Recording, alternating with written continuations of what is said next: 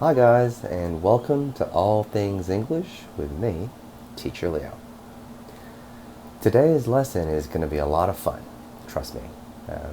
First and foremost because, it's taken me 2 weeks to complete this one because I've made it as entertaining and as visually pleasing as possible because I do believe that when learning is fun, learning becomes easy. And second, this is part one of a two-part series on idioms that describe people. Particularly, these idioms are used to describe people at work in a corporate setting. But they're not limited to that. You can use them to describe the people you see around you in general, the people in your life. Could be your friends, your buddies, your classmates, even your family members.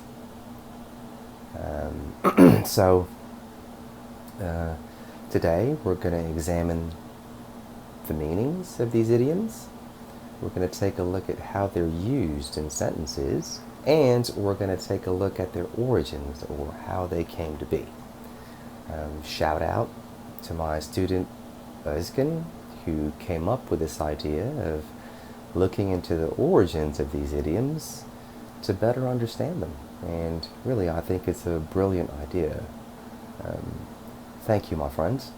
Shout out to you. So let's cut to the chase. Are you guys ready? Let's do this. First up, we have team player. A team player is a person who naturally does well as part of a team. Someone who cares more about the success of the team as a whole rather than his or her individual success. Jason's always been a team player. He never hesitates to help his coworkers out when they need him. If you don't work overtime or work weekends, the boss will get on your case for not being a team player. The idiom team player was first heard on baseball fields across America in the year 1886.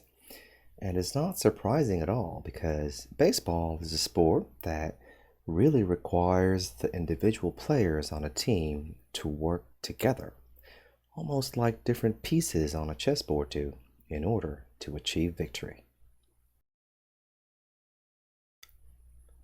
Lone wolf.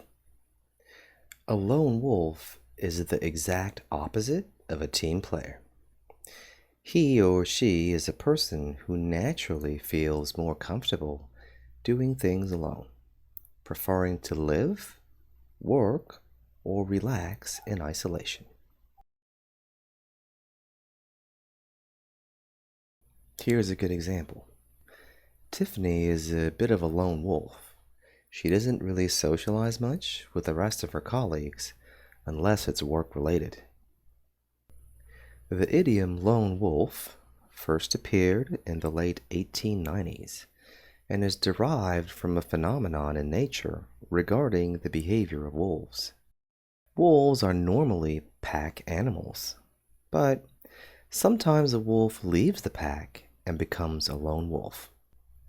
This happens for several reasons, and two of the most common ones are that food may be scarce and is not enough to feed the entire pack, or a young male may leave in search of a mate to start his own pack. Right-hand man. A right-hand man is a very important and trusted assistant who helps someone do a job, and this is also regardless of gender. For example, Sheila is the CEO's right-hand man. Nothing gets to the boss without going through her first. In the ancient times, those who were second in command to great leaders, military or political assistants, who provided invaluable services to the king or emperor, were known as right-hand men. This was so because they were seen as symbolic of the leader's might, his iron fist, or his sword hand, which was usually the right hand. Hence the phrase, right-hand man. Go-getter. A go-getter is an ambitious and determined person who works very hard to become successful without being afraid of difficulties and challenges along the way. Luke is definitely a go-getter. Back in college, he worked part-time as a valet parking attendant in a 4-star hotel and as a cashier at a gas station. After graduating, he worked his way up the ladder and is now the successful owner of 3 companies.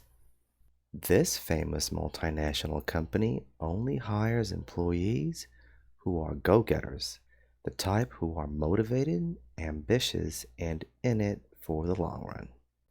After searching online for quite some time for the origin of this idiom, I still came up empty-handed. But, in my opinion, I believe the origin of this idiom comes from the proverb, "If you really want it, go out and get it." It's a motivating proverb that simply states, if you want something bad enough in this life, you need to take action and find the ways and means to get or achieve it. Let's take a look at this scene from the movie Rocky Balboa, in which Rocky is trying to encourage his son to stop making excuses and gives a beautiful speech on what it takes to be a go-getter and to succeed in life. Let me tell you something you already know. The world ain't all sunshine and rainbows. It's a very mean and nasty place, and I don't care how tough you are, it will beat you to your knees and keep you there permanently if you let it. You, me, or nobody is gonna hit as hard as life. But it ain't about how hard you hit. It's about how hard you can get hit and keep moving forward. How much you can take and keep moving forward. That's how winning is done. Now, if you know what you're worth, now go out and get what you're worth. But you gotta be willing to take the hits and not pointing fingers saying you ain't where you wanna be because of him or her or anybody. Cowards do that, and that ain't you. You're better than that.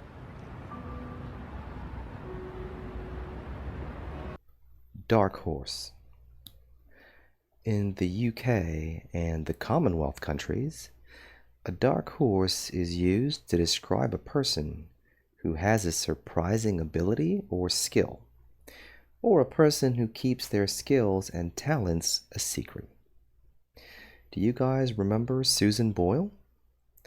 Susan Boyle is the Scottish singer who rose to fame in 2009 after appearing as a contestant on the show Britain's Got Talent. In that competition, Susan Boyle was definitely a dark horse. Take a look at this clip from the show to see what I mean.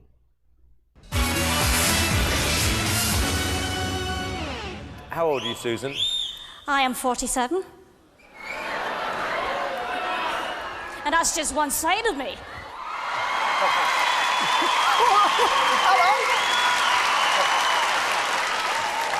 Okay.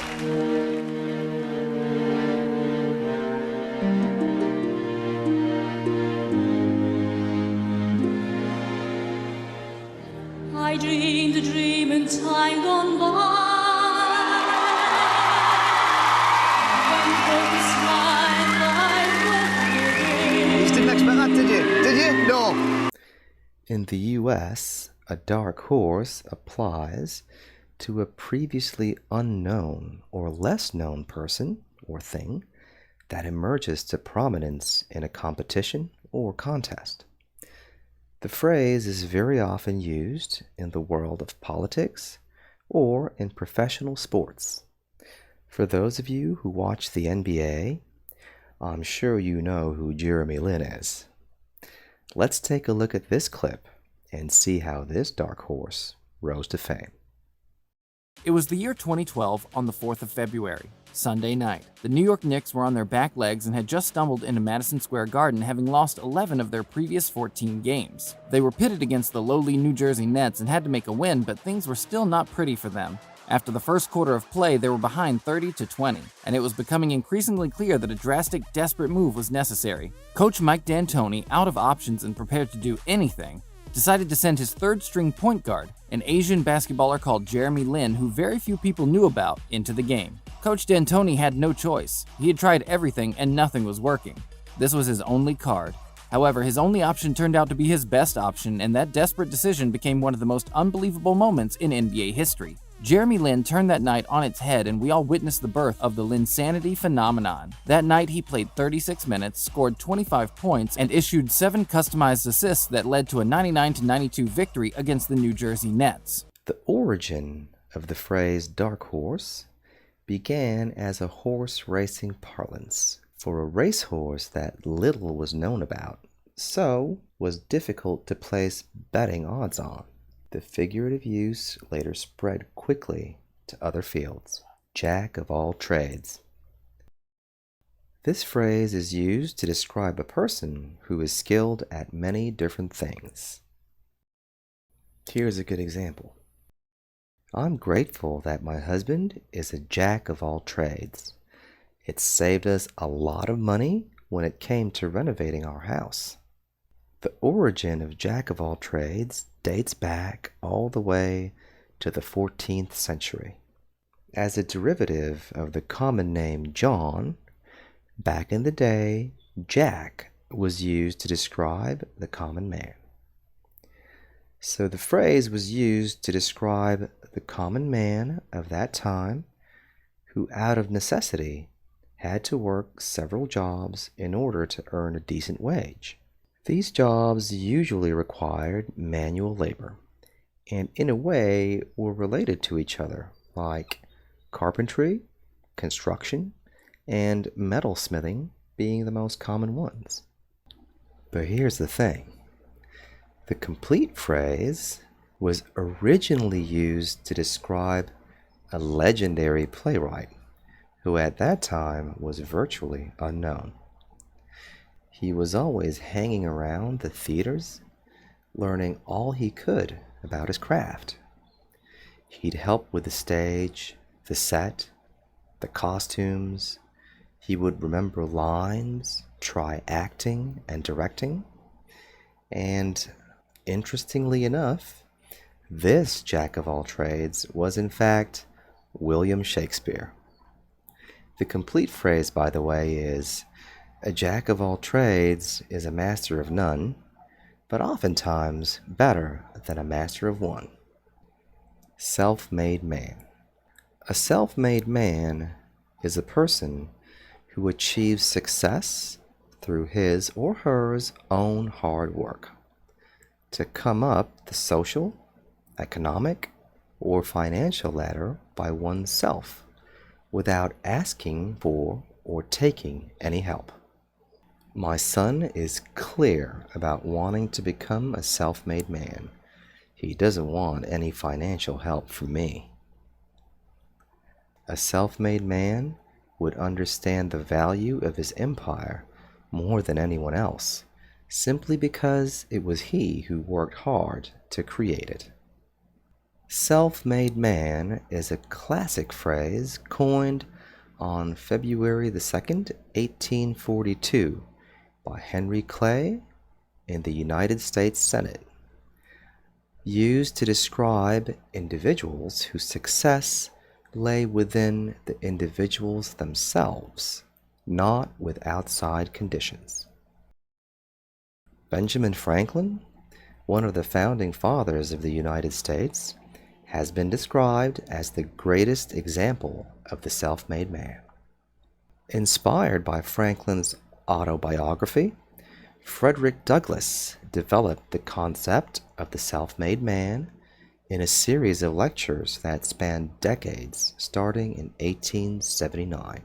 Originally, the term referred to an individual who arises from a poor or otherwise disadvantaged background to eminence in financial, political, or other areas by nurturing qualities such as perseverance and hard work, as opposed to achieving these goals through inherited fortune, family connections, or other privileges. Backseat driver. The literal meaning is an annoying passenger, typically in a car, who unnecessarily criticizes or tells the driver what to do. The figurative meaning is a person who gives unwanted advice instead of helping out or being part of the solution. Nobody likes a backseat driver constantly nagging them when they're busy concentrating on the road. This phrase got its start from the irritating tendency of some people to give unwanted advice to vehicle drivers. It became popular in the US in the early 20th century when cars were first introduced and were becoming increasingly popular. Smart Aleck, smartass, know-it-all. These three phrases all refer to an irritating person who behaves as if they know everything. He's an arrogant know-it-all who thinks he's better than the rest of us. He can be a smartass, but in an amusing, unoffending kind of way. The term smart Aleck was derived from a real-life person named Aleck who lived in New York City in the 1840s. Aleck was a con man that thought he was smarter than everyone else, and this attitude eventually led to his downfall. A diamond in the rough. A diamond in the rough is a person who has exceptional qualities or potential, but lacks training, refinement, or polish. Here's a good example. This boxer is definitely a diamond in the rough. He's got the fighting spirit and the strength, but he needs more training to truly become a champion. The origin of the idiom "a diamond in the rough" isn't known, but we can clearly see the analogy between the literal and the figurative meaning of the phrase. If you've ever seen an uncut diamond, a diamond in the rough, then you know it looks nothing like the sparkling gems we see on engagement rings and other kinds of jewelry. So, to make it simple, just think of the whole quote unquote before and after process. A diamond before it's cut, and a diamond after it's cut. A person before their refinement, and a person after the refinement. Wolf in sheep's clothing. The term wolf in sheep's clothing refers to a person who comes across as a good person, but underneath has a hidden agenda which is not very nice. For example, you can say, "The new boss is a wolf in sheep's clothing, all smiles on the outside, but cold and vicious on the inside. He just fired 2 of our coworkers today." "I don't trust Katie's fiancé. He seems like a wolf in sheep's clothing to me. She should be careful." This phrase originates from the Sermon on the Mount by Jesus, recorded in the Christian New Testament, in which he states, "Beware of false prophets, which come to you in sheep's clothing, but inwardly they're ravening wolves." The sermon then suggests that the wolf's true nature will be revealed by its actions. "By their fruits shall ye know them." Okay guys, so that's it for now. Stay tuned for part 2 coming out next week. I hope you enjoyed this lesson, and more importantly, I hope you learned something new. Please subscribe to the channel if you'd like to see more lesson videos like this every week. And click that like button if you enjoyed this particular lesson. So, have a nice day, and I'll see you guys next time.